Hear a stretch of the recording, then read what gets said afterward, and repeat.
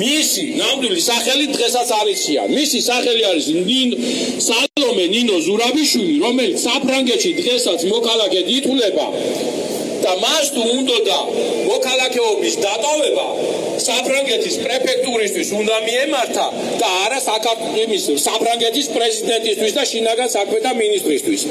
ამიტომ ის დღეს თავისთავად დამნაშავე არის. საზოგადოება მოატყუა და პარლამენტი ორჯერ მეტად დამნაშავე არის, რომ მას გვერდში დაუდგა და დღეს თავზე დაგვაჯინა ეს ადამიანი. დღეს ეს სპექტაკლები ჩემო კარგებო არ გაგივათ და ის თამაშები, რომელსაც თქვენ ხალხის მიმართ ახორციელებთ. მე ხას უსვავთ თქვენ როდესმე გინახიათ, რომ სმენა დაქვეითებული მუნჯი ადამიანები გამოსულიყვნენ და აქციები ეტარებინ. დღეს აქციაზე დგან და იმდენად არიან გაბრაზებულები, ყველაფერი ამისგან.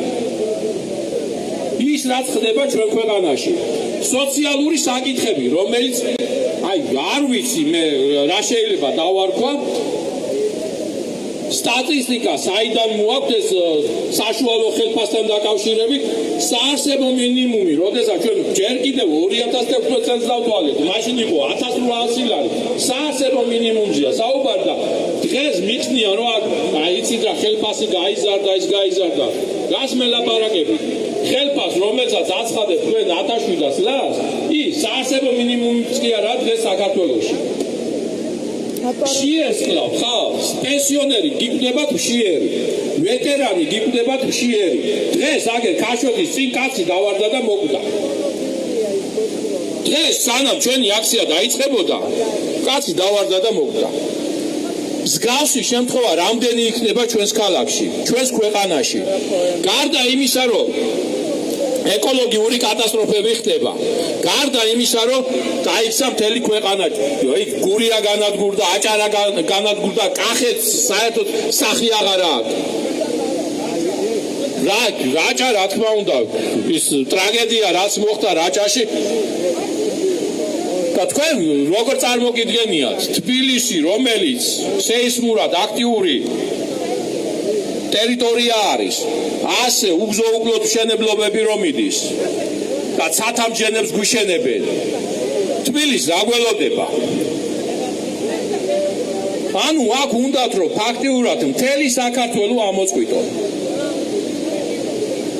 აღარ ყოფნით. იქ უკრაინა,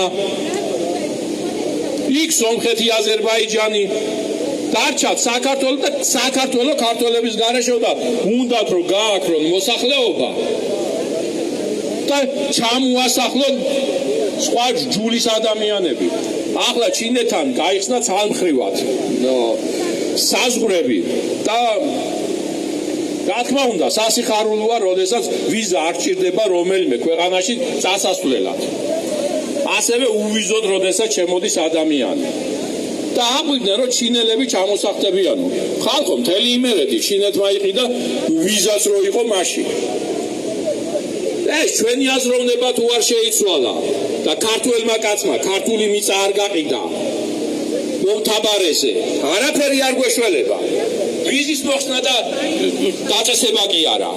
ჩვენი აზროვნება და პარლამენტში ეროვნულად მოაზროვნე ადამიანები უნდა იყვნენ. ისეთი კანონი უნდა იყოს, რომ მათ ვერ შეძლონ ამის გაკეთება და ქართველი როდესაც ქვეყნიდან გარბის და წინაპრების მონაპოვარ მიწას გაყიდის, იმას არ ვიცი მე რა შეიძლება რომ დავარქვა. მე გეტყვით ერთ საკითხს კიდევ, როდესაც